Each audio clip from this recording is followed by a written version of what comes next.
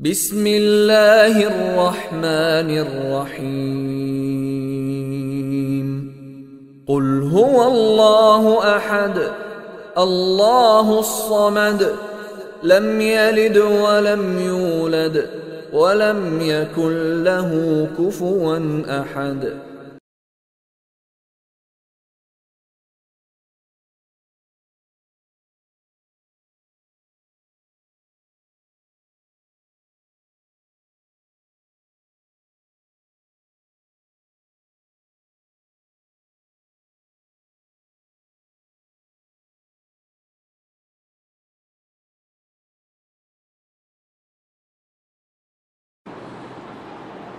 إن الحمد لله نحمده ونستعينه ونستغفره ونعوذ بالله من شرور أنفسنا ومن سيئات أعمالنا. من يهده الله فلا مضل له ومن يضلل فلا هادي له، وأشهد أن لا إله إلا الله وحده لا شريك له، وأشهد أن محمدًا عبده ورسوله. يا أيها الذين آمنوا اتقوا الله حق تقاته ولا تموتن إلا وأنتم مسلمون. يا أيها الناس اتقوا ربكم الذي خلقكم من نفس واحدة وخلق منها زوجها وبث منهما رجالا كثيرا ونساء، واتقوا الله الذي تساءلون به والأرحام إن الله كان عليكم رقيبا.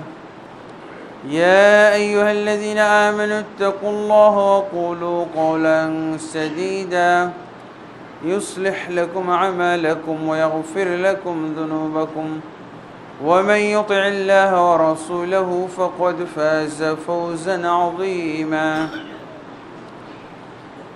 أما بعد، فإن خير الحديث كتاب الله، وخير الهدي هدي محمد صلى الله عليه وسلم، وشر الأمور محدثاتها، وكل محدثة بدعة، وكل بدعة ضلالة، وكل ضلالة في النار. أما بعد، فأعوذ بالله من الشيطان الرجيم. وما خلقت الجن والإنس إلا ليعبدون ما أريد منهم من رزق وما أريد أن يطعمون إن الله هو الرزاق ذو القوة المتين.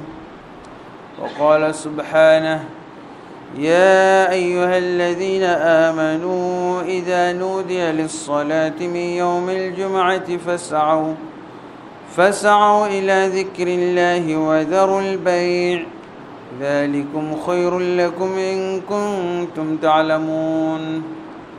وقال سبحانه: وما أرسلنا من رسول إلا بلسان قومه ليبين لهم.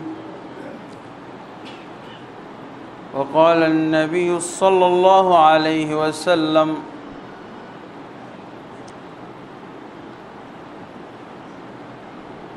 من عمل عملا ليس عليه أمرنا فهو رد. وقال النبي صلى الله عليه وسلم: يا ابن آدم تفرغ لعبادتي أملأ صدرك غنى وسد فقرك، وإلا تفعل أملأ صدرك شغلا ولا سد فقرك. رواه الترمذي وابن ماجه.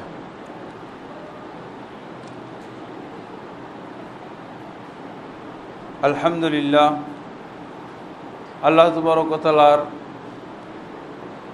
অশেষ শুকরিয়া এবং তার অগণন গুণগান যে আল্লাহ তাবারক ওয়া তাআলা তার বিশেষ রহমতে আমাদেরকে পৃথিবীর মধ্যে সবচেয়ে শ্রেষ্ঠ, সবচেয়ে আল্লাহর পছন্দনীয় একটি নতুন স্থান আমাদের জন্য ব্যবস্থা করে দিয়েছেন। বাইতুম মিন বুয়ুতিল্লাহ, আল্লাহর ঘরসমূহের একটি ঘর। এটি আমাদের কাছে অত্যন্ত খুশির ব্যাপার, আনন্দের ব্যাপার যে এখানে আগে আল্লাহর ঘর ছিল না। আল্লাহ তাবারক ওয়া তাআলা তার খাস রহমতে তার বান্দাদের মাধ্যমে, বিশেষভাবে জনাব নিয়াজ ভাই তার মাধ্যমে এই মসজিদের ব্যবস্থা করেছেন। এই জন্য আল্লাহ তাবারক ওয়া তাআলার কাছে আমরা সবাই দোয়া করি, আল্লাহ তুমি আমাদের এই মসজিদখানাকে কিয়ামত পর্যন্ত কায়েম দায়েম রাখার ব্যবস্থা করে দাও। এবং এই মসজিদ নির্মাণের ব্যাপারে যারা ভূমিকা রেখেছেন, যারা এর জন্য খরচা করেছেন, দৌড়ঝাঁপ করেছেন, চেষ্টা সাধনা ব্যয় করেছেন, শ্রম দিয়েছেন, আল্লাহ তাবারক ওয়া তাআলা সকলকে যেন এই মসজিদের ওসিলায় জান্নাতি বানিয়ে দেন, আল্লাহুম্মা আমিন। আল্লাহর রাসূল সাল্লাল্লাহু আলাইহি ওয়াসাল্লামের হাদিস সহিহ বুখারীর মধ্যে এসেছে, মান বানা লিল্লাহি মসজিদান ইবতাগি বিযালিকা ওয়াজহাল্লাহ বানাল্লাহু লাহু বাইতান ফিল জান্নাহ। যে ব্যক্তি আল্লাহর সন্তুষ্টি লাভের জন্য একটি মসজিদ নির্মাণ করে, আল্লাহ তাবারক ওয়া তাআলা তার প্রতি সন্তুষ্ট হয়ে কিয়ামতের দিন পরকালে জান্নাতে একটি বিশেষ ধরনের অট্টালিকা নির্মাণ করেন। আল্লাহ তাবারক ওয়া তাআলা আমাদের সকলকে যেন এই মসজিদ নির্মাণের ওসিলায় জান্নাতের ভিতরে বিশেষ অট্টালিকা, বিশেষ একটি ঘর দান করেন।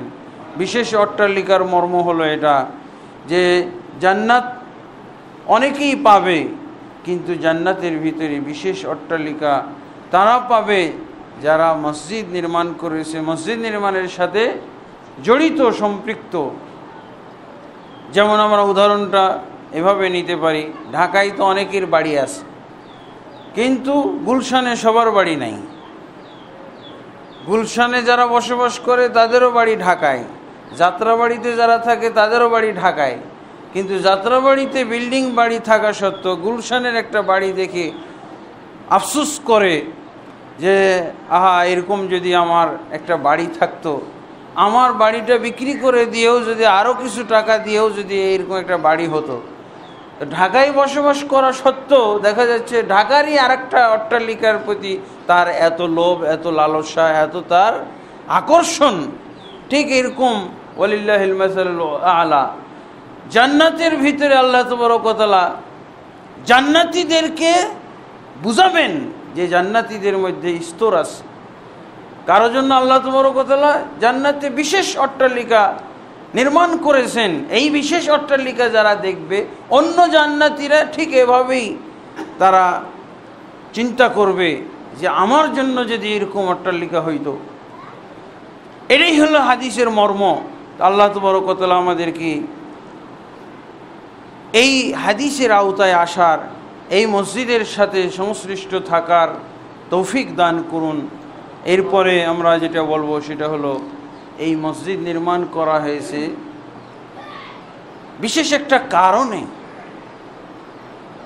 মসজিদ নির্মাণ করা হয়েছে একমাত্র আল্লাহর ইবাদতের উদ্দেশ্যে, যেটা আল্লাহ তাবারক ওয়া তাআলা সূরা আয-যারিয়াতের ভিতরে বলেছেন, ওয়ামা খালাকতুল জিন্না ওয়াল ইনসা ইল্লা লিয়াবুদুন। আমি জিন এবং ইনসান সৃষ্টি করেছি শুধু আমার ইবাদতের জন্য। তা আল্লাহর ইবাদতের জন্যই আল্লাহ মানব জাতি এবং জিন জাতিকে সৃষ্টি করেছেন। আর ইবাদতের বিশেষ জায়গাটাই হলো, ইবাদত চর্চার জায়গা হলো মসজিদ। মসজিদ, আল্লাহর রাসূল সাল্লাল্লাহু আলাইহি ওয়াসাল্লাম বলছেন, এই মসজিদ নির্মাণ করা হয়েছে আল্লাহর জিকির করানো। ফি বুয়ুতিন আযিনাল্লাহ আন ইউরফা। তারপরে ওমান আযলামু মিম্মান মানা মাসাজিদাল্লাহি আন ইউযকারা ফিহা ইসমুহু। আল্লাহ তাবারক ওয়া তাআলার মসজিদ হলো জিকিরের জন্য। ওয়া আন্নাল মাসাজিদা লিল্লাহি ফালা তাদউ মা আল্লাহি ইলাহান আখারা। মসজিদ হলো আল্লাহর তাওহীদ চর্চার জায়গা, নিশ্চয়ই মসজিদ সমূহ আল্লাহর জন্য। অতএব আল্লাহর সাথে আর কাউকেও তোমরা আহ্বান করো না, আল্লাহর সাথে আর কাউকেও তোমরা ডেকো না, দোয়া করো না, প্রার্থনা করো না। একমাত্র আল্লাহর কাছেই দোয়া করো, একমাত্র আল্লাহকেই তোমরা ডাকো। আর এই তাওহীদের সম্পর্কটা হলো মসজিদের সাথে। আল্লাহ বলছেন ওয়ান্নাল মাসাজিদা লিল্লাহি ফালা তাদউ মা আল্লাহি ইলাহান আখার। এই মসজিদগুলো হলো একমাত্র আল্লাহর জন্য, অতএব একমাত্র আল্লাহ ছাড়া আর কাউকে তোমরা ডাকবে না, কাউকে প্রার্থনা করবে না, বাংলায়ও না, আরবিতেও না, মাতৃভাষায়ও না, কোনো ভাষাতেই না। আল্লাহ ছাড়া কাউকেও ডাকা যাবে না, মানে ইবাদতমূলক ডাকা। হে আল্লাহ, তুমি আমাকে সাহায্য করো, তুমি আমার বিপদ আপদ দূর করো, তুমি আমাকে রোগ মুক্তি দান করো, তুমি আমাকে সন্তান দান করো, তুমি আমাকে প্রশস্ততা দান করো, তুমি আমাকে চাকরি দান করো। এগুলো হলো দোয়া, কিন্তু বাংলা ভাষায় করছি। কিন্তু অনেক হতভাগা মুসলমান আছে, এটা হলো তাওহীদের জায়গা, এটা হলো আল্লাহকে ডাকার জায়গা। তারা অন্য জায়গা নির্ধারণ করে ফেলেছে, মাজার, কবর, দরগা, দরবার, সব প্রার্থনাগুলো আল্লাহর কাছে যে প্রার্থনাগুলো হতো সেই প্রার্থনাগুলো আজকে মাজারে, দরবারে, দরগাহতে যে করতেছে। এগুলো স্পষ্ট কোরআন বিরোধী কাজ, মসজিদ বিরোধী কাজ।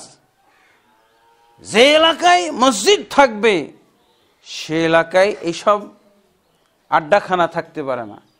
আল্লাহ বাদ দিয়ে অন্য কাউকে আহ্বান করার, অন্য কারো কাছে প্রার্থনা করার, সে অলি নাম হোক, নবী নাম হোক, নবী, রসুল, অলি, দরবেশ, যেই হোক না কেন, নবীরা কাকে ডাকতেন? তাদের কোনো উপায় ছিল না আল্লাহকে ডাকা ছাড়া। সমস্ত নবী এবং রসুলগণ আল্লাহর কাছে প্রার্থনা করতেন, আল্লাহর কাছে দোয়া করতেন। কোনো ছোট নবী বড় নবীকে ডাকতেন না, নবীর ভিতরে স্তর আছে। সমস্ত নবী কি করতেন? আল্লাহর দিকে ডাকতেন, আল্লাহকেই প্রার্থনা করতেন। ওমা আরসালনা মির রাসূলিন ইল্লা নূহি ইলাইহি আন্নাহু লা ইলাহা ইল্লা আনা ফা'বুদুন। আমি যত রসুল প্রেরণ করেছি তোমার পূর্বে, সমস্ত রসুলের কাছে এই ওয়াহিটাই করেছিলাম যে আমি ছাড়া আর কোনো প্রকৃত পক্ষে মাবুদ নেই, অতএব আমারই ইবাদত করো। আল্লাহ ছাড়া কোনো মাবুদ নেই। আর মাবুদ বানানো হবে এবার শুধু সালাত পড়ে না, সব দোয়া, সমস্ত প্রার্থনা একমাত্র আল্লাহর কাছে হবে। সাহাবায়ে কেরাম জুতার সুতাটা ছিঁড়ে গেলে আল্লাহর কাছে দোয়া করতেন। আর আমরা সন্তান চাওয়ার জন্য মাজারে যাই। এই মুসলমান আর মুসলমান এক আছে? কোশ্চিন কালো না। সুতা তো আমি একজন আমার পাশের ভাইয়ের কাছ থেকে চেয়ে নিতে পারি, সুতাটাও আল্লাহর কাছে চাইতেন। আল্লাহু আকবার। এই কারণেই যে আল্লাহ বলছেন যে তোমরা আল্লাহ ছাড়া আর কাউকেও আহ্বান করো না। আল্লাহ নিজে বলছেন ওয়াস্তাঈনু বিস-সাবরি ওয়াস-সালাহ, তোমরা আল্লাহর কাছে সাহায্য চাও ধৈর্য এবং সালাতের মাধ্যমে। ধৈর্যের মাধ্যমে এবং সালাতের মাধ্যমে। কার কাছে সাহায্য চাও? আল্লাহর কাছে সাহায্য চাও, আল্লাহ নিজে বলছেন। আর রাসূলুল্লাহ সাল্লাল্লাহু আলাইহি ওয়াসাল্লাম বলছেন ইযা সাআলতা ফাসআলিল্লাহ, যখন তুমি চাইবে একমাত্র আল্লাহর কাছে চাইবে। প্রার্থনা করলে, কোনো কিছু তোমার প্রয়োজন পড়লে আল্লাহর কাছেই চাও। দেখছেন এখানে সাহাবায়ে কেরাম আল্লাহ রাসূলের হাদিস থেকে এরকম বুঝলেন না জুতার সুতাটা অন্যের কাছে চাইতে হবে। কি বুঝলেন? জুতার সুতাটাও আর আল্লাহর কাছে চাইতে হবে। কারণ রাসূল বলছেন ইযা সাআলতা ফাসআলিল্লাহ, যখন তুমি চাইবে আল্লাহর কাছেই চাইবে। ওয়া ইযা ইসতাআনতা ফাসতাঈন বিল্লাহ, যখন তুমি সাহায্য দরকার হবে, সহযোগিতার দরকার হবে, একমাত্র আল্লাহর কাছে সাহায্য চাও। এবার আল্লাহ রাসূল সাল্লাল্লাহু আলাইহি ওয়াসাল্লাম কারণ বলে দিচ্ছেন কেন আল্লাহর কাছে সবকিছু। ওয়া'লাম আন্নাল উম্মাতা লাউ ইজতামাউ, জেনে রেখো পৃথিবীর সমস্ত মানুষ যদি এক হয়ে যায়, কিসের জন্য? আলা আন ইয়ানফাউকা বিশাইইন, তোমার কোনো উপকার করার জন্য এক হয়ে যায়। সারা পৃথিবীবাসী এক হয়ে গেছে, একে বাঁচাইতে হবে। কিন্তু আল্লাহ যদি না চান তাহলে পৃথিবীর মানুষ একজোট হয়ে, এক দল হয়ে, একমত হয়ে ওই লোকের কোনো উপকার করতে পারবে না। এমনিভাবে সারা পৃথিবীর মানুষ যদি একজোট হয়ে ওই লোককে ক্ষতিগ্রস্ত করতে চায় কিন্তু আল্লাহ তার ক্ষতি চান না, তাহলে সারা পৃথিবীর মানুষ তার বিরুদ্ধে এক হয়ে তার কোনো ক্ষতি করতে পারবে না। একমাত্র আল্লাহ যতটুক চান অতটুকুই ক্ষতি হবে। তাহলে ইব্রাহিম আলাইহিসসালাতু ওয়াসসালামকে তার যুগের সব মানুষ, এমনকি তার পিতাও মানুষের সাথে ঐক্যমত হলো যে হ্যাঁ, আমার ছেলেকে জ্বালিয়ে পুড়িয়ে শেষ করে দাও, ওকে ছাই করে দাও, ও আমাদের দেবদেবী, আমাদের প্রতিমা মূর্তিদের বিরুদ্ধে কথা বলেছে, কটূক্তি করেছে, আমিও একমত, তাকে জ্বালিয়ে দেওয়া হোক। পিতাও তার সাথে নেই, সারা পৃথিবীর মানুষ তার বিরুদ্ধে। আগুনে নিক্ষেপ করা হলো, জ্বলেছিলেন।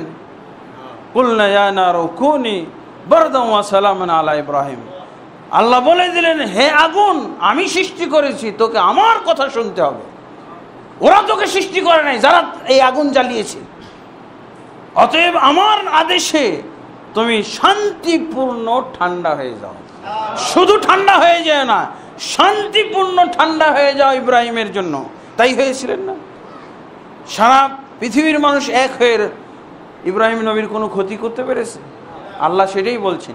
এই জন্য আল্লাহ বলছেন, আমার কাছে চাও, আমার কাছে সাহায্য প্রার্থনা করো, আমার কাছে তোমাদের বিভিন্ন প্রয়োজন তুলে ধরো, আমি মিটিয়ে দেবো। তোমাকে তৈরি করতে পেরেছি, তোমার প্রয়োজন আমি মিটিয়ে দিতে পারবো না, এটা তো যুক্তিরও কথা, বিবেকের কথা।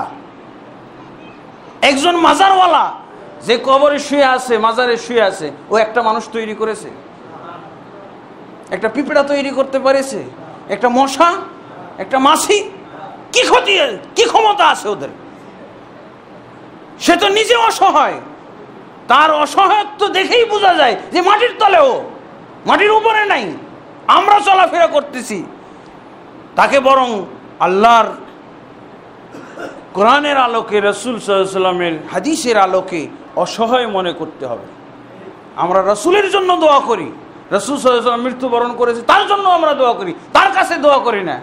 রাসূলুল্লাহ সাল্লাল্লাহু আলাইহি ওয়াসাল্লাম তার জন্য দোয়া করতে বলেছেন, তার প্রতি সালাম প্রেরণ, সালাম মানে শান্তির দোয়া করতে বলেছেন, তার প্রতি সালাত প্রেরণ। রাসূলুল্লাহ সাল্লাল্লাহু আলাইহি ওয়াসাল্লামের প্রতি দুরূদ, দুরূদ মানে কি? দুরূদ মানে দোয়া, দুরূদ মানে হলো তার জন্য শান্তির দোয়া। আমরা রাসূলের জন্য দোয়া করি, রাসূলের কাছে প্রার্থনা করার কোনো ভাষা আর রাসূলুল্লাহ সাল্লাল্লাহু আলাইহি ওয়াসাল্লাম শিখিয়ে দেননি। তাহলে এরা কারা? এরা এত কামিল হলো কি করে? মরে তারা কিভাবে আমাদের উপকার করতে পারে? না, এইসব বিশ্বাস রাখা যাবে না। আর এইসব বিশ্বাস আমাদের ভিতরে তৈরি করতে হবে এই মসজিদ থেকে। মসজিদকে আল্লাহ বলেছেন তাওহীদ, তাওহীদের জায়গা। ওয়া আন্নাল মাসাজিদা লিল্লাহি ফালা তাদউ মা আল্লাহি ইলাহান আখার। নিশ্চয়ই সমস্ত মসজিদ, একটা ছোট মসজিদও নয়, সমস্ত মসজিদ হলো আল্লাহর। এখানে আল্লাহ ছাড়া আর কারো ইবাদত হবে না, আল্লাহ ছাড়া কাউকে ডাকা যাবে না। আল্লাহকে ডাকার জন্য এই মসজিদে আসতে হবে, আল্লাহর কাছে চাইতে হলে এখানে আসতে হবে, সন্তান চাওয়ার জন্য এখানেই আসতে হবে। আল্লাহর তাওহীদের জায়গা হলো এটা, আল্লাহকে পাওয়ার জায়গা হলো এটা। মাজারগুলো নয়, দরবারগুলো নয়, দরগাহগুলো নয়, এটা হলো আল্লাহর দরবার। আপনি আর কার দরবার? আল্লাহর দরবারে সে বড় দরবার আর কার আছে? কোথায় আছে? কিন্তু হতভাগা ইবলিস যাদেরকে গুমরাহ করে পথভ্রষ্ট করে নিয়ে গেছে, তারা সেই ইবলিস তাদেরকে বিভিন্ন দরবারে নিয়ে ছুটে চলেছে, তাদের সাথে তামাশা করতেছে ইবলিস। এটা হলো আল্লাহর দরবার। সব কথা বলা যাবে, আল্লাহ সব করতে পারেন, সব দিতে পারেন। এটাই তো সবচেয়ে বড় যুক্তি। আমাকে তৈরি করতে পেরেছেন আল্লাহ, আর আমার প্রয়োজনটা মিটাইতে পারবেন, এটাই কঠিন হয়ে গেল আল্লাহর জন্য। আপনি কেন যাচ্ছেন ওখানে? আপনি এটাই তো বিশ্বাস করছেন তাহলে যে আল্লাহ দিতে পারবে না, আল্লাহ দিতে সক্ষম নয়, এরকম কি বিশ্বাস? তাহলে তো আপনি মুসলমানই না। যে আল্লাহ এই সমস্ত ওলি আল্লাহদেরকে, কবরবাসীদেরকে মেরে কবরে পাঠিয়েছেন, সে আল্লাহ চিরঞ্জীব। তাই তো আবু বকর রাদিয়াল্লাহু বলেছিলেন নবী সাল্লাল্লাহু আলাইহি ওয়াসাল্লামের মৃত্যুর পর, মান কানা ইয়াবুদু মুহাম্মাদান ফা ইন্না মুহাম্মাদান কদ মাত। যারা মুহাম্মদকে পূজা করত, যারা মুহাম্মদকে এই বিশ্বাস করত যে মুহাম্মদ আমার প্রার্থনা কবুল করতে পারেন, মুহাম্মদ আমার চাওয়া পাওয়া দিতে পারেন, মুহাম্মদ আমার বাসনা পূর্ণ করতে পারেন, মুহাম্মদ আমাকে কিছু দিতে পারেন, তারা জানুক মুহাম্মদ আজকে মৃত্যুবরণ করেছে, উনি লাশ হয়ে গেছে। কে বলছেন? আবু বকর রাদিয়াল্লাহু আনহু। সহিহ বুখারীর মধ্যে এই হাদিস, এবং উনি এটা কোরআনের আয়াত দ্বারা প্রমাণিত করেছেন। তারপরে কি বলছেন? ওয়ামান কানা ইয়াবুদুল্লাহ ফাইন্নাল্লাহ হাইয়্যুন লা ইয়ামুত। আর যারা আল্লাহর ইবাদত করত তারা খুশি হোক যে আল্লাহ চিরঞ্জীব, কখনো মরবেন না। মুহাম্মদ চিরঞ্জীব নন, উনি মারা গেছেন, উনি আর কখনো ফিরে আসবেন না, কখনো জীবিত হবেন না। একমাত্র সিংহায় ফুৎকার যখন দিবে ইসরাফিল ফেরেশতা, দ্বিতীয় পুনরুত্থানের ফুৎকার, তখনই কেবল মুহাম্মদ সাল্লাল্লাহু আলাইহি ওয়াসাল্লাম উঠবেন এবং উঠে বলবেন যে আমি দেখব যে মূসা আগেই চেতন অবস্থা, তো উনি কি আসলেও অচেতন হননি, নাকি আমার আগেই উনি চৈতন্যতা ফিরিয়ে পেয়েছেন? এই হলো রাসূলুল্লাহ সাল্লাল্লাহু আলাইহি ওয়াসাল্লামের কথা। আর আমরা কি মনে করি? বন্ধুগণ, এই হলো ইবাদতের জায়গা। আজকে জুমার দিন, এটি আল্লাহ তাবারক ওয়া তাআলার তৈরি করা, আল্লাহ তাবারক ওয়া তাআলার মখলুক একটা দিন। এটা হলো শ্রেষ্ঠ দিন, সপ্তাহের সবচেয়ে পবিত্রতম দিন। অতএব এই দিনের ইবাদতটা আল্লাহর কাছে শ্রেষ্ঠ ইবাদত। এই দিনের ইবাদত হলো সালাতুল জুমার ইবাদত। এই দিনের ইবাদত হলো খুতবা শোনার ইবাদত। এই দিনের ইবাদত হলো জুমার 2 রাকাত সালাত আদায়ের ইবাদত। আলহামদুলিল্লাহ, আমাদেরকে জানতে হবে যে রাসূলুল্লাহ সাল্লাল্লাহু আলাইহি ওয়াসাল্লামের তরিকা অনুযায়ী ইবাদত হতে হবে। যে কোনো ইবাদত করতে হলে তার 2টা নিয়ম আমাদেরকে কমনভাবে দেখতে হবে, কমন নিয়ম। আরও অন্যান্য নিয়ম আছে, কিন্তু এই 2টা নিয়মকে প্রধান হিসেবে দেখব। কোনো ইবাদত আল্লাহর কাছে ইবাদত বলে গণ্য হবে না যতক্ষণ পর্যন্ত ইবাদতটা আল্লাহকে রাজি খুশি করার জন্য না হবে। যদি আল্লাহকে রাজি খুশি করার জন্য ইবাদত করি, তাহলে এই ইবাদতটা আল্লাহর কাছে ইবাদত বলে গণ্য হবে। আর আল্লাহকে রাজি খুশি করার জন্য যে ইবাদত হয়, এটাকে একমাত্র আল্লাহর জন্য ইবাদত বলা হয়, এটাকে তাওহীদ ভিত্তিক ইবাদত বলা হয়, এটা তাওহীদ বিজড়িত ইবাদত বলা হয়, এটা রূহ সহকারে ইবাদত। তাওহীদ হলো ইবাদতের রূহ, প্রাণ। যদি একমাত্র আল্লাহর জন্য না করি ইবাদতটা, তাহলে ইবাদতটা তার রূহ হারিয়ে ফেললো। এটা ইবাদত না, এটা ইবাদতের লাশ। মানুষ কতক্ষণ পর্যন্ত উপকারী হয়? আমরা তাকে সাথে রাখি যতক্ষণ পর্যন্ত তার রূহ থাকে। যখন রূহ তার চলে গেল, তাকে লাশ বলি এবং কবরে পাঠিয়ে দিই, তাকে কবরে দাফন করে দিই। আর আরেকটা শর্ত হলো রাসূলুল্লাহ সাল্লাল্লাহু আলাইহি ওয়াসাল্লামের নিয়ম অনুযায়ী ইবাদতটা হতে হবে। তার মানে ইবাদতের ফিগার তৈরি হতে হবে রাসূলুল্লাহ সাল্লাল্লাহু আলাইহি ওয়াসাল্লামের কারিগরি মতে। রাসূল সাল্লাল্লাহু আলাইহি ওয়াসাল্লাম যেভাবে যে ইবাদতের ফিগার তৈরি করে গেছেন, এরকম হবে সেই ইবাদতের ফিগার। এবং এটা রাসূল সাল্লাল্লাহু আলাইহি ওয়াসাল্লামের নিয়ম অনুযায়ী ইবাদতটাকে বুঝতে হবে, করতে হবে। ইবাদতটাকে রাসূল সাল্লাল্লাহু আলাইহি ওয়াসাল্লামের নিয়ম অনুযায়ী বুঝতে হবে আর করতে হবে। আজকে যে আমরা খুতবাটা দিচ্ছি, এই খুতবার নিয়ম হলো, রাসূলুল্লাহ সাল্লাল্লাহু আলাইহি ওয়াসাল্লামের নিয়ম হলো যে এই খুতবা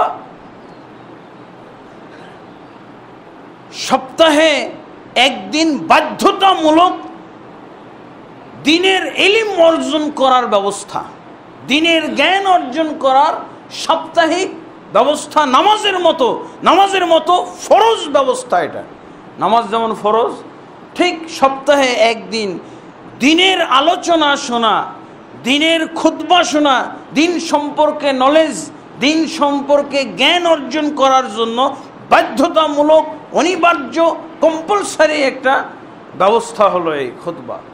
এই খুতবা শোনা ফরজ, এই খুতবা দেওয়া ফরজ, এই খুতবা শোনা ফরজ। এটা হলো একটা এই জুমার দিনের বিশেষ ইবাদত। আল্লাহর রাসূল সাল্লাল্লাহু আলাইহি ওয়াসাল্লাম এই জুমার দিনে যে খুতবাটা দিতেন, এই খুতবার একটা শব্দ তিনি এরকম বলতেন না যেই শব্দটা সাহাবায়ে কেরাম বুঝতেন না।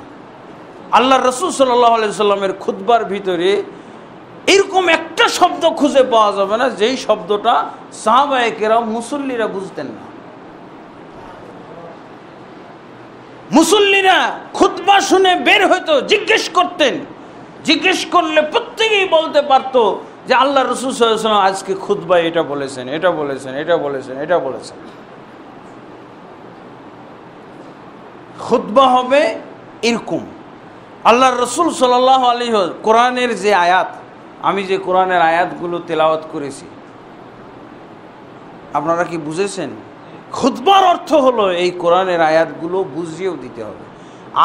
আরবি ভাষী হলে আপনি আরবিতে এগুলোর বিশ্লেষণ করবেন এই আয়াতগুলো, আর যদি বাংলা ভাষী হয় তাহলে এই আয়াতগুলো বাংলায় বুঝিয়ে দিতে হবে। যতক্ষণ পর্যন্ত আপনি না বুঝাইতে পারবেন ততক্ষণ পর্যন্ত এটা খুতবা নয়। এটাকে কি বলা হবে? তোতা পাখির বুলি। তোতা পাখির বুলি। তোতা পাখি নিজেও বুঝে না কি বলতেছে, তোতা পাখি নিজেও বুঝে না কি বলতেছে। আমাদের দেশে এই ইবাদতটাকে এরকম ভাবে বোঝা হয়, অত্যন্ত সেকেলে ভাবে,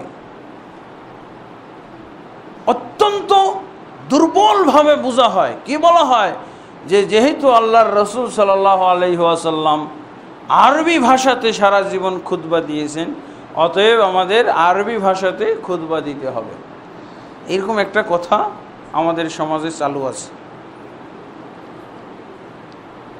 এই ধরনের কথাবার্তা যারা বলে এদেরকে ঠিক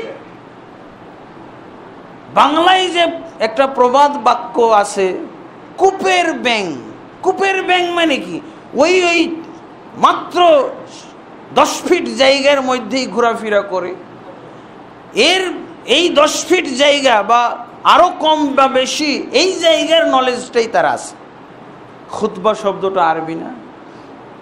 আরবরা কিভাবে খুতবা দেয়? আরবরা কিভাবে খুতবা দেয়? আরব দেশে অন্য ভাষাভাষীরা থাকলে তখন কিভাবে খুতবা দেয়?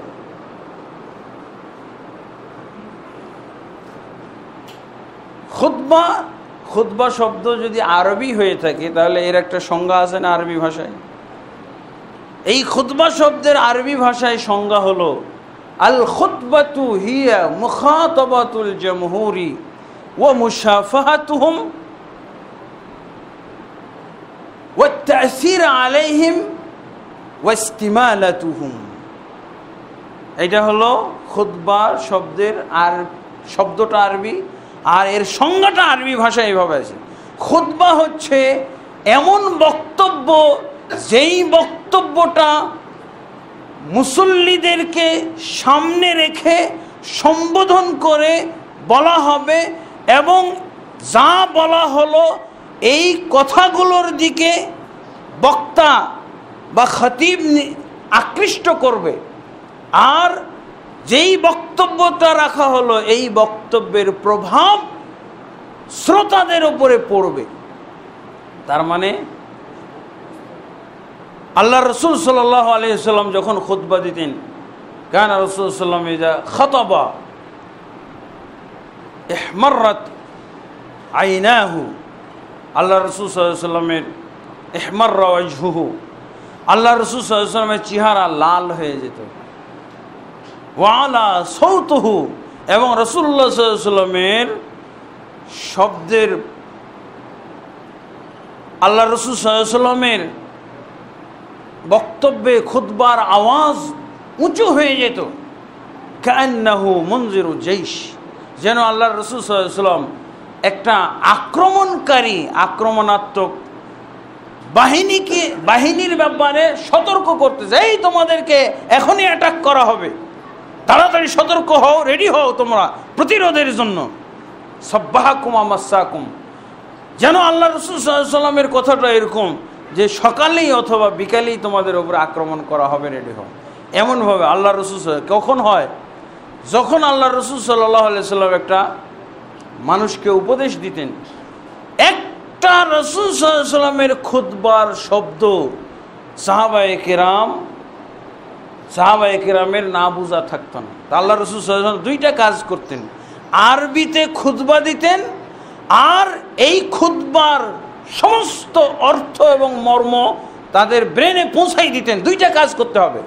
আমরাও যদি আজকে খুতবা আরবিতে দেই, তো রাসূল সাল্লাল্লাহু আলাইহি ওয়াসাল্লামের খুতবায় যে কাজ হতো আরবিতে বলা, আর যা বললাম এগুলো প্রত্যেকটা ব্রেনে পৌঁছাই দেওয়া।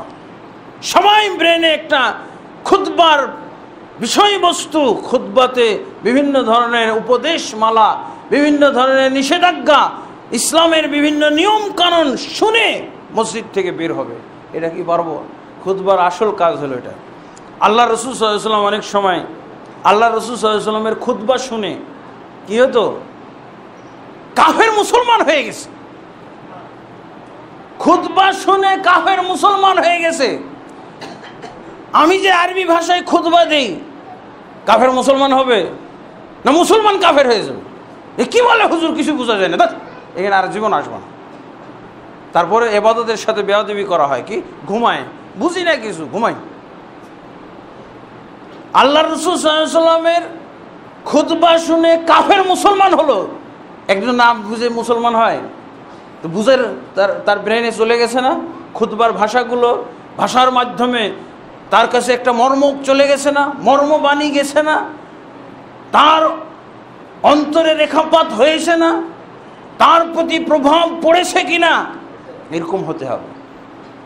এরকম বোবা খুতবা হবে না, একে বোবা খুতবা বলা হয়, অথবা বাবগা, তোতা পাখি, বাবগা বলা হয়। বোবা বাংলাতে বোবা আর আরবিতে বাবগা বলা হয়, তোতা পাখির বুলি।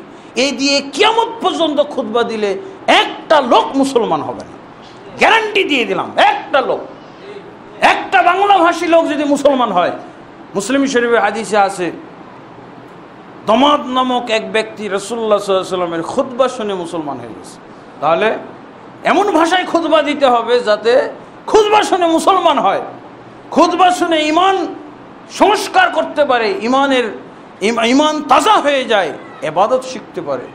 রাসূলুল্লাহ সাল্লাল্লাহু আলাইহি ওয়াসাল্লাম খুতবা দিতেন কি একেবারে উপস্থিত সমস্যার সমাধান, একেবারে সমসাময়িক, যুগ উপযোগী, যা মানুষের প্রয়োজন সেই অনুযায়ী। দরকার হলে খুতবা চলাকালে আল্লাহ রাসূল সাল্লাল্লাহু আলাইহি ওয়াসাল্লাম বিষয়বস্তু চেঞ্জ করে দিতেন। খুতবা চলতে চলতে আল্লাহ রাসূল বিষয়বস্তু চেঞ্জ করে ফেলতেন, প্রয়োজন পড়ে গেছে। সহিহ বুখারীর মধ্যে হাদিস পাওয়া যায়, এক ব্যক্তি সুলাইক আল গাতাফানি, লোকটার নাম হলো সুলাইক আল গাতাফানি, সহিহ বুখারী সহিহ মুসলিমের মধ্যে পাওয়া যায়। আল্লাহ রাসূল সাল্লাল্লাহু আলাইহি ওয়াসাল্লাম এরকম খুতবা দিচ্ছেন, খুতবা দেওয়ার সময় ওর লোকটা মসজিদে ঢুকে বসে পড়েছে। আল্লাহ রাসূল সাল্লাল্লাহু আলাইহি ওয়াসাল্লামের একটা ঘোষণার বিরুদ্ধে কাজ করেছে, আল্লাহ রাসূল সাল্লাল্লাহু আলাইহি ওয়াসাল্লামের একটা নিয়মের বিরুদ্ধে কাজ করেছে, আল্লাহ রাসূল সাল্লাল্লাহু আলাইহি ওয়াসাল্লামের বলে দেওয়া নিয়মের বিরুদ্ধে রাসূল সাল্লাল্লাহু আলাইহি ওয়াসাল্লামের সামনে খুতবা চলাকালে বিরোধিতা করেছে। আল্লাহ রাসূল তাও ছাড়েননি, ওটাই খুতবার বিষয় বানিয়েছেন। আল্লাহ রাসূল সাল্লাল্লাহু আলাইহি ওয়াসাল্লাম নিয়মটা কি, ইযা দাখালা আহাদুকুমুল মাসজিদা ওয়াল ইমামু ইয়াখতুবু ইযা দাখালা আহাদুকুমুল মাসজিদা ফালা ইয়াজলিস হাত্তা ইউসাল্লি রাকাতাইন। তোমাদের কোনো ব্যক্তি যখন মসজিদে প্রবেশ করবে সে যেন খবরদার 2 রাকাত সালাত, 2 রাকাত নামাজ না পড়ে না বসে। এই নিয়মটা আল্লাহ রাসূল সাল্লাল্লাহু আলাইহি ওয়াসাল্লাম জারি করে রেখেছেন। কিন্তু এক সাহাবী সুলাইক আল গাতাফানি আল্লাহ রাসূল সাল্লাল্লাহু আলাইহি ওয়াসাল্লামের এই নিয়মের বিরুদ্ধে, এই হাদিসের বিরুদ্ধে কাজ করেছেন, আর রাসূল সাল্লাল্লাহু আলাইহি ওয়াসাল্লাম খুতবা দিচ্ছেন। লোকটা কি করলো? 2 রাকাত সালাত পড়ে বসতে হবে, কিন্তু ও সালাত 2 রাকাত নামাজ না পড়ে বসে গেছে। রাসূল সাল্লাল্লাহু আলাইহি ওয়াসাল্লামের জারি করা নিয়মের বিরুদ্ধে কাজ হলো না। আল্লাহ রাসূল সাল্লাল্লাহু আলাইহি ওয়াসাল্লাম যদি বোবা খুতবা দিতেন, তুতা পাখির খুতবা দিতেন, 12 চাঁদের খুতবা দিতেন, তাহলে এই বিষয়টা আনতে পারতেন? এই লোক যে হাদিস বিরোধী কাম করলো, এই লোক যে রাসূলের বলে দেওয়া নিয়মের বিরুদ্ধে কাজ করলো, এই কারেকশনটা খুতবার মধ্যে আসতো। আল্লাহ রাসূল সাল্লাল্লাহু আলাইহি ওয়াসাল্লাম ওই লোককে জিজ্ঞেস করলেন, ইয়া হাযা সাল্লাইতা রাকাতাইন, এই লোক, তোমাকে তো বসে যেতে দেখতাম, তুমি কি মসজিদের অন্য কোনো কর্নারে বা বারান্দায় কোথাও কি 2 রাকাত নামাজ পড়েছো? সে বলছে যে না, আমি পড়ি নাই। তো বলছে, পড়ো নাই? দাঁড়াও আমার সামনে, দাঁড়াও, দাঁড়িয়ে তুমি 2 রাকাত সালাত পড়ো। দেখছেন, এই কথাগুলো খুতবার অংশ। আলেম, হুজুর, বিবেক সম্পন্ন ব্যক্তি, খুতবার অংশ বেড়ে গেল না? খুতবার অংশ কি হলো? সেই ওই ব্যক্তিকে শুধরানো, ওই ব্যক্তিকে আবার নিয়মের ভিতরে নিয়ে আসা, এটা খুতবার ভিতরেই করলেন আল্লাহ রাসূল। তারপরে আবার নিয়ম বলে দিলেন। আল্লাহু আকবার। খুতবার 5 মিনিট সময় এখানেই আল্লাহ রাসূল সাল্লাল্লাহু আলাইহি ওয়াসাল্লাম ব্যয় করলেন। উপস্থিত সমাধান, উপস্থিত একটা বিষয়কে আল্লাহ রাসূল সাল্লাল্লাহু আলাইহি ওয়াসাল্লাম আবার মানুষের কাছে তুলে ধরলেন। কি? ইজা দাখালা আহাদুকুমুল মসজিদ। এই লোকের সাথে ডায়ালগ শেষ হলো। ডায়ালগ শেষ হওয়ার পর এবার খুতবার ভিতরে এই ডায়ালগকে কেন্দ্র করে রাসূলুল্লাহ সাল্লাল্লাহু আলাইহি ওয়াসাল্লাম হাদিস বললেন। সহিহ বুখারী তো আজও আছে। হুজুররা পড়ে কিন্তু এর বিরুদ্ধে কথা বলে, হাদিস পড়ে হাদিসের বিরুদ্ধে কথা বলে, হাদিসের অপব্যাখ্যা করে। নাউজুবিল্লাহ। আল্লাহ আমাদেরকে বুঝার তৌফিক দান করুন, হেদায়েত দান করুন। রাসূলুল্লাহ সাল্লাল্লাহু আলাইহি ওয়াসাল্লাম এই লোকটাকে দাঁড় করিয়ে দিলেন, 2 রাকাত সালাত পড়লো। এরপর আল্লাহ রাসূল সাল্লাল্লাহু আলাইহি ওয়াসাল্লাম আবার এই নিয়মের সাথে আরও কিছু নিয়ম সংযোজন করলেন। দেখো, তোমাদের যে কোনো ব্যক্তির ব্যাপারে বলা ছিল মসজিদে ঢুকে বসতে চাইলেই অবশ্যই 2 রাকাত সালাত পড়ে বসবে। আজকে জুমার দিন কি করবে সেটা শোনো। জুমার দিন যদি কেউ মসজিদে প্রবেশ করে আর খতিব খুতবা প্রদান করতেছে, অবস্থাটা এরকম হয়, খতিব খুতবা প্রদান করছে এমন সময় যদি কেউ মসজিদে ঢুকে, তবুও সে 2 রাকাত সালাত না পড়ে বসবে না। তবে খুতবার জন্য নিয়ম হলো এই যে রাকাত 2টা হালকা করে পড়বে। দেখছেন, খুতবা চলাকালে, আর আমাদের দেশে কি এদা বাদাল খতিব খুতবা ফালা সালাত ওয়ালা কালাম, খাঁটি জাল হাদিস, নির্ভেজাল জাল হাদিস। কেউ এটাকে সহিহ হাদিস প্রমাণ করার ক্ষমতা রাখে না। কি বলেছে? যখন খুতবা শুরু হয়ে গেল তখন আর কোনো সালাত নাই, কোনো কথাও নাই, কোনো সালাত নাই। এই যে আল্লাহ রাসূল বাধ্য করলেন সালাত পড়তে, হাদিস দুরকম বোঝা যায়। এটা হলো জাল হাদিস, আর এটা হলো সহিহ হাদিস। সহিহ বুখারী এবং মুসলিমের মধ্যে হাদিস, এটা হলো সহিহ হাদিস। আল্লাহ রাসূল সাল্লাল্লাহু আলাইহি ওয়াসাল্লাম জুমার দিনের জন্য একটু বাড়তি নিয়ম সংযোজন করলেন। কি? যে খুতবা চলাকালে কেউ যদি, আজকের এই হাদিস অনুযায়ী আজকে নতুন খুতবা হচ্ছে, নতুন জুমা মসজিদ সালাতুল জুমা পড়া হচ্ছে, আজকে আমরা এই হাদিস অনুযায়ী আমাদের আমল কারেকশন করে নিতে পারি। আমরা দেখেছি খুতবা চলাকালে অনেকেই প্রবেশ করেছেন কিন্তু 2 রাকাত পড়েননি। আল্লাহ রাসূল সাল্লাল্লাহু আলাইহি ওয়াসাল্লামের নিয়ম অনুযায়ী 2 রাকাত পড়ে ফেলেন। এটাকেই বলা হয় কাবলাল জুমা, এটাকে বলা হবে কাবলাল জুমা। কাবলাল জুমার জন্য আয়োজন করা, বাংলা খুতবা দিয়ে, বাংলা বয়ান দিয়ে, সবকে বসিয়ে টসিয়ে তারপরে বাংলা বয়ান দিয়ে কাবলাল জুমা, ইমাম মুক্তাদি সবাই মিলে পড়া, এই কাবলাল জুমা ইসলামের মধ্যে নাই, রাসূলুল্লাহ সাল্লাল্লাহু আলাইহি ওয়াসাল্লামের নিয়মের মধ্যে নাই, তরিকায় এটা বাংলাদেশে আছে। আল্লাহ রাসূল সাল্লাল্লাহু আলাইহি ওয়াসাল্লামের নিয়ম হলো বসার আগে 2 রাকাত হবে, বসার পরে 2 রাকাত নয়। বসার পরে 2 রাকাত হারাম, বসার পরে 2 রাকাত পড়া, 4 রাকাত পড়া হারাম। খুতবা চলাকালে। আর খুতবার আগে আপনি যত পারেন পড়েন। খুতবা চলার আগে আপনি 20 রাকাত 50 রাকাতও পড়তে পারেন। সকাল 8টা থেকে শুরু করবেন, সকাল সূর্য ওঠার পর থেকে নিষিদ্ধ ওয়াক্ত 15 মিনিট যাওয়ার পর থেকে আপনি শুধু সালাত পড়েই যান, 2 রাকাত 2 রাকাত 2 রাকাত 50 রাকাত ঠেকাইতে পারেন, কোনো বাধা নেই। কিন্তু খুতবা শুরু হয়ে যাওয়ার পর যারা বসে আছে তাদের জন্য 2 রাকাত পড়া, 4 রাকাত পড়া কাবলাল জুমা সব হারাম। আর খতিব খুতবার আগে আপনি যত পারেন পড়েন কাবলাল জুমা। আর খতিব খুতবা শুরু করে দেওয়ার পর মাত্র 2 রাকাত, তাও বসার আগে 2 রাকাত হবে, বসার পরে আর 2 রাকাত নাই। যে বসে গেছে সে বঞ্চিত, আর কাবলাল জুমা তার নাই। একমাত্র কারেকশনের জন্য হতে পারে, বসে গেছে ভুল ক্রমে, এই হাদিস জানতো না, এই হাদিসের আমল দেখে নাই, এই হাদিসের আমল বলে নাই কেউ। যেমন আমাদের দেশের অনেক হুজুররা এই হাদিসের আমল দেখে নাই, সৌদি আরবে যান দেখবেন। এবং জুমার খুতবার ভিতরে যে ব্যক্তি নতুন প্রবেশ করছে এই ব্যক্তির জন্য মাত্র 2 রাকাত হালকা করে পড়ার অনুমতি আছে, 4 রাকাত হারাম। 4 রাকাত পড়া হারাম। আর বসাও হারাম, কোনো নামাজ না পড়ে বসা হারাম। বসা নিষিদ্ধ, ইসলামে নিষিদ্ধ, রাসূল নিষিদ্ধ, হুজুর জায়েজ করেছে। এটা আমি কি আপনার জানাটা বলছি না? আপনার জানাটাও তো বলছি। হুজুর বলে জায়েজ, আল্লাহর রাসূল নিষিদ্ধ করেছে, আর হুজুরদের কাছে এটা জায়েজ আছে। তাই তো আমরা বসি, তাই তো হুজুরও বসেন, পীর সাহেবও বসে যান। এইটা হলো কথা। হাদিস আমাদেরকে বুঝতে হবে। আলহামদুলিল্লাহ ক্লিয়ার হয়েছে। রাসূলুল্লাহ সাল্লাল্লাহু আলাইহি ওয়াসাল্লাম এভাবে বিষয়বস্তু চেঞ্জ করতেন। তাহলে কি বোঝা গেল? 12 চন্দ্রের খুতবা হবে, উপস্থিত বিষয়, উপস্থিত সমাধান, আজকের দিনে কি প্রয়োজন মুসলমানদের সেই খুতবা হবে। 12 চন্দ্রে ওগুলো লেখা আছে। এবং জনগণ যেই খুতবা, যেই ভাষায় খুতবা বুঝবে ওই ভাষায় না দিলে ওরা খুতবাই না। কিছু বাস্তব ঘটনা শুনবেন। সৌদি আরব, কুয়েত, ওরা আরবি ভাষী না? ওরা তো আমাদের চেয়ে আরবি ভক্ত বেশি।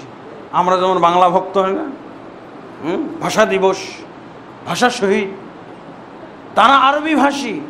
তারা আরবি ভাষার উপরে আমাদের চেয়ে, যদি আমরা বাংলা ভাষার প্রতি যেমন কি বলে অনুরাগী, আমরা যে বাংলা ভাষাকে যত ভালোবাসি, এদের আরবদের তো আরবি ভাষাকে তার চেয়ে 100 গুণ বেশি ভালোবাসা উচিত।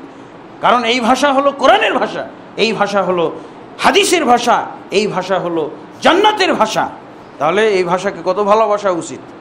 আরবদের এই ভাষার প্রতি কত দুর্বলতা থাকা উচিত, হ্যাঁ? অথচ আরবরা,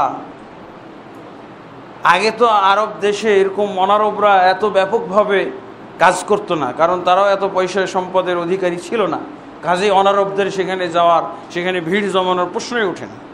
যখন থেকে অনারবদের সেই আরব দেশে যাওয়ার, বিশেষভাবে মিডল ইস্টে যাওয়ার যে আমরা প্রবণতা দেখছি, তখন থেকে সেই দেশের যারা আলেম, সেই দেশের সরকার, তারা এই অনারব মুসলমানদের খুতবা নিয়েও চিন্তা করেছে। ওই দেশের আরবি ভাষী আলেম, ওই আরবি ভাষী সরকার এই অনারব মুসলমানদের খুতবা নিয়ে চিন্তা করেছে। তাদের বাংলা ভাষায় খুতবার ব্যবস্থা করে দিয়েছে সরকারিভাবে। আলেমদের উদ্যোগ। আর কি আলেম আমাদের দেশে? আরবি ভক্ত, বুঝে না আরবি, কিন্তু আরবি ভক্ত। আর ওরা আরবি ভাষী। ওদের শিশুটাও 6 মাসে যা বলে ওটা আরবিতে বলে। অনেক হুজুরও 6 মাসে যে বাচ্চাটা আরবি বলে, ওই বাচ্চাটা ওই আরবি বুঝে না। আবার আরবি ভক্তকে খুব, অনেক আরবি ভক্ত, আরবি ছাড়া খুতবাই হবে না। যে দেখ বেটা ওখানে কি হচ্ছে। রাসূলুল্লাহ সাল্লাল্লাহু আলাইহি সাল্লামের দেশে, সৌদি আরবে, কুয়েতে, আমার মাধ্যমে আরবে 5টা মসজিদে বাংলা খুতবা চালু হয়েছে। বাংলা খুতবা বলতে সেই বাংলা খুতবা না, বাংলা খুতবার অর্থ হলো এই খুতবার মধ্যে যতগুলো কোরআনের আয়াত পাঠ করা হবে, যতগুলো রাসূলুল্লাহ সাল্লাল্লাহু আলাইহি ওয়াসাল্লামের হাদিস আরবিতে পাঠ করা হবে, সবগুলো ওই মুসল্লিরা বুঝবে। এইটা হলো বাংলা খুতবা। বাংলা খুতবা মানে কি? সাহিত্য পাঠ করা, কবিতা পাঠ, আমার সোনার বাংলা, এটা নাকি? না, এই খুতবায় খতিবের মুখ দিয়ে যতগুলো, এটা মুসল্লিদের একটা অধিকার। আমরা খুব অধিকার সচেতন, কিন্তু এখানে আমরা অধিকার অচেতন, বোকা। কি বললো হুজুর বুঝলামই না, কোনো বুঝতেও চেষ্টা করি না। এটা অধিকার আপনার। এই হুজুরের মুখ দিয়ে একটা আয়াতও বের হবে না, আপনি বুঝেন না, এরকম একটা হাদিসও বলা উচিত নয় যেই হাদিসটার অর্থ আপনি বুঝলেন না। এটা হলো বাধ্যতামূলক ইসলাম বুঝার একটা ব্যবস্থা। যেমন নামাজ ফরজ, আজকে আপনার বুঝা ফরজ। আমার মাধ্যমে 5টা মসজিদে এরকম বাংলা খুতবা চালু হয়েছে। কুয়েতে 3-4 জায়গায়, সৌদি আরবে এরকম আপনি দেখবেন। কুয়েত তো অত ইসলাম ভক্ত রাষ্ট্র না। নাগরিকদের ভিতরে অনেক ইসলাম বুঝার লোক আছে, ইসলাম পালন করার। দেখবেন একেবারে রাজপথ, লং রোডের পাশেই দেখবেন দেওয়া আছে, সাইনবোর্ড দেওয়া আছে বিরাট করে, বাংলা খুতবা মসজিদ। ওটা আবার আরবিতে লেখা আছে, ওটা আবার ইংরেজিতে লেখা আছে, ইংরেজি খুতবা মসজিদ, উর্দু খুতবা মসজিদ। আরবরা এগুলো কাম করেছে। আর আমার হুজুর কোথায় ব্যাঙের কূপের মধ্যে পড়ে পড়ে আরবি আরবি আরবি আরবি করতে আছে। আর আরবরা কি করছে? সাইনবোর্ড লাগিয়ে দিয়ে বাংলাভাষী মুসলমানকে রাস্তা দেখিয়ে দিয়েছে, মুসলমান তুমি বাংলাদেশি, তুমি বাংলাভাষী মুসলমান, তোমার খুতবার মসজিদ এদিকে, তীর চিহ্ন দেওয়া আছে। যারা গেছেন তারা অবশ্যই দেখে থাকবেন, কারণ চোখ বন্ধ করে তো আর চলার উপায় নাই। যারাই চোখ খুলে চলাফেরা করেছেন ওই হুজুরগুলোকে বলে দেবো, তাও হুজুররা তোমরা যদি কখনো যাও একটু চোখ খুলে দেখে নিও আরবরা কি করে আর তুমি কি করতেছো। কূপের মধ্যে আরবি আরবি আরবি আরবি আরবি, মামুজা আরবি থাকবে কেন? হুজুর আজকে আরবি বুঝে না। আল্লাহর কসম 99% বাংলা এই খুতবা হয়, এই যে কিতাব দেখে দেখে পড়া হয়, 99% হুজুর নিজেও বুঝে না আরবিগুলো কি বললো। 99% সে নিজেই বুঝে না। এই জন্য এগুলো তোতা পাখির বলি ছাড়া কিচ্ছু বলা যাবে না। আজকে আপনাদের কাছে যেহেতু প্রথম আজকে জমা হচ্ছে, আজকে একেবারে খাঁটি তরিকায়, একেবারে ইসলামী তরিকায়, একেবারে ইসলামী মূল্যবোধের সাথে সামঞ্জস্যপূর্ণ নিয়মে আপনাদের আজকে এই খুতবা হচ্ছে, আলহামদুলিল্লাহ। তো আমাদের অবশ্যই এই বিষয়গুলো খেয়াল রাখতে হবে যে খতিব, তারপরে আমরা কি বলি যে আরবি তো বুঝলো না, আরবি তো বুঝবে না। আমি যখন 12 চন্দ্রের খুতবা পড়বো তখন তো আরবিগুলো বুঝবে না।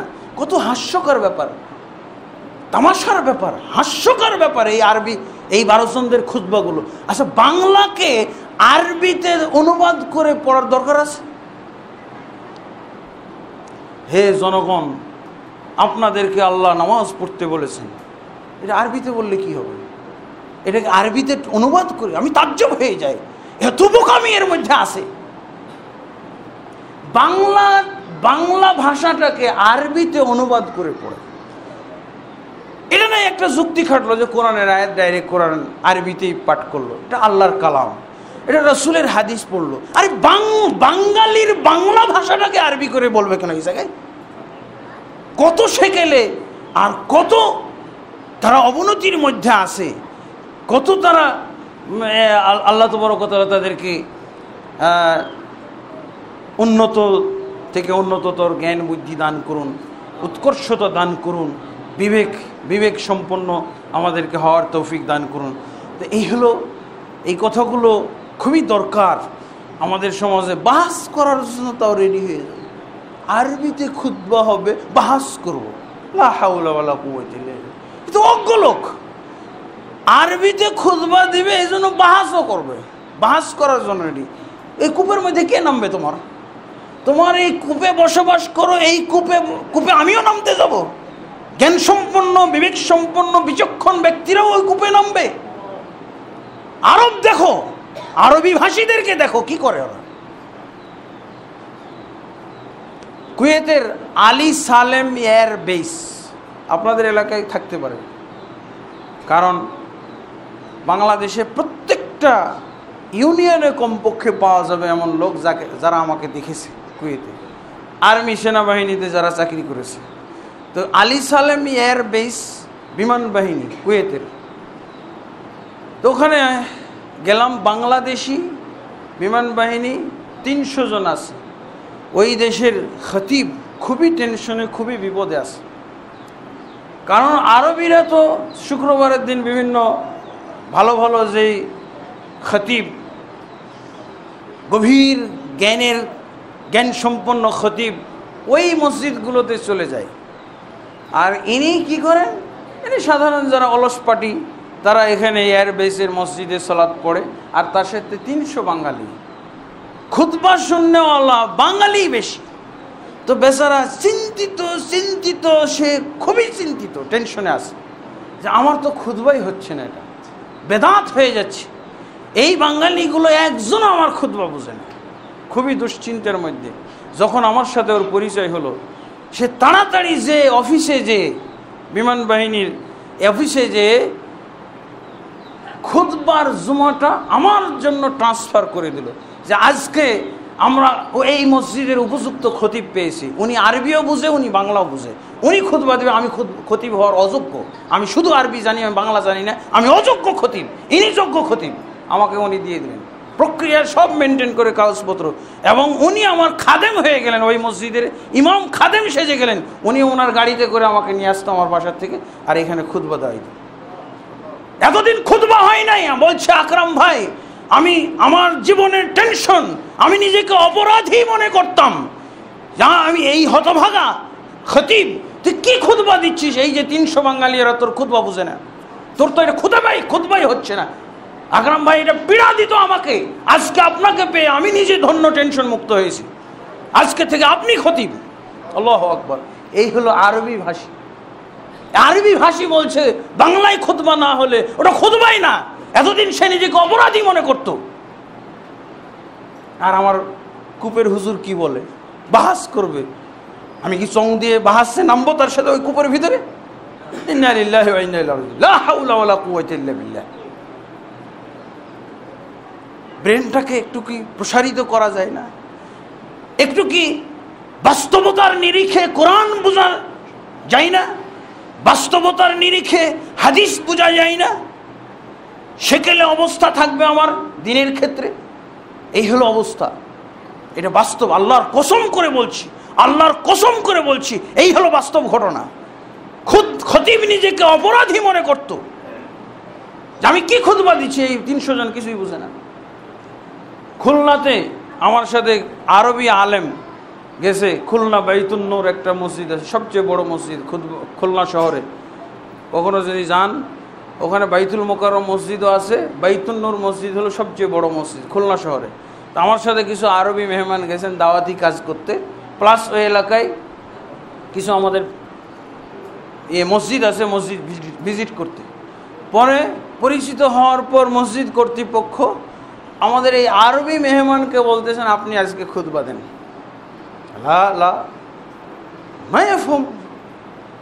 আমি খুতবা দিলে হবে না, তোমরা শ্রোতা সবই বাঙালি, আমি সব খুতবার প্রত্যেকটা ভাষা আমার আরবি হবে, তোমাদের জন্য আমার এই খুতবা আর খুতবাই হবে না।